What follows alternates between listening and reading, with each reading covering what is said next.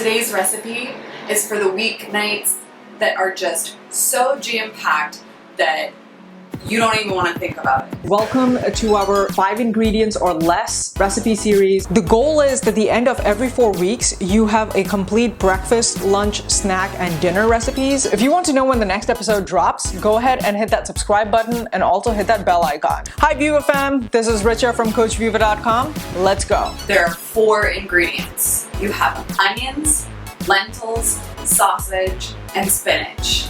Over medium heat, heat your oil, add your onions, season with salt and pepper, and saute for 3 to 5 minutes. Add your sausage, stir in your lentils, and cook until heated through. Turn the heat off, add the spinach, stir, allowing the spinach to wilt slightly, and serve. Get the recipe link in the description below. Hey there, if you want to know when the next episode drops, go ahead and hit that subscribe button and also hit that bell icon. Until then, keep crushing it.